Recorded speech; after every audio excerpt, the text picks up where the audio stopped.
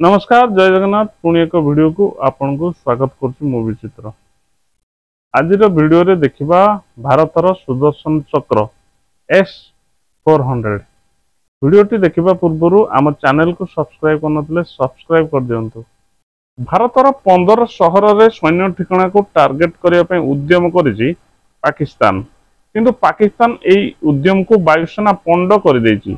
वायुसेना S400 सुदर्शन चक्र प्रतिरक्षा प्रणाली माध्यम पाकिस्तान मिसाइल को ध्वंस करिछि।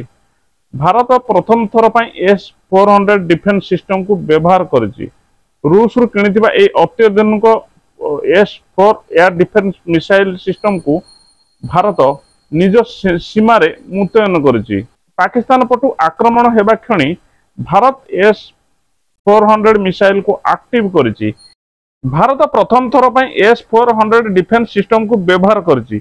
रूस रु किनिथिबा एई अत्याधुनिक S400 डिफेंस मिसाइल सिस्टम को भारत निज सीमा रे मुतयन करिछि। पाकिस्तान पटु आक्रमण हेबा क्षणी भारत S400 मिसाइल को एक्टिव करिछि। या जरिया रे शत्रुर मिसाइल को आकाश रे ध्वंस करा जायछि। भारतर एई सिस्टम को सुदर्शन चक्र ना रे नामित करा जायछि, जहाँ भगवान श्रीकृष्ण को दिव्य चक्र को प्रेरित।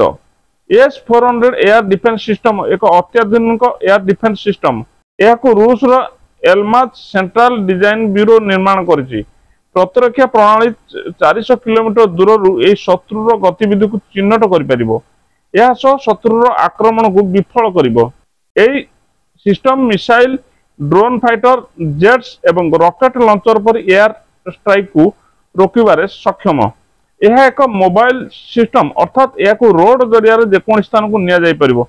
मात्र 5 रु 10 मिनिट मध्य यह ऑपरेशन पर प्रस्तुत करा जाय परिबो। एई सिस्टम 4000 किलोमीटर जाय टार्गेट को चिन्हट कर ध्वंस कर परिबो। 92N6E नामक राडार एथिरे लागिछि, जहा 600 किलोमीटर दूर जाए मल्टीपल टार्गेट को चिन्हट कर परिबो। एका संगे 160 टार्गेट को डिटेक्ट कर परिबो। एपरकी गोटे टार्गेट ऊपर 2टी मिसाइल माड़ कर परिबो। यह 30 किलोमीटर उच्च रे उड़ुथिबा शत्रुर टार्गेट को आकाश रे ध्वंस कर परिबो।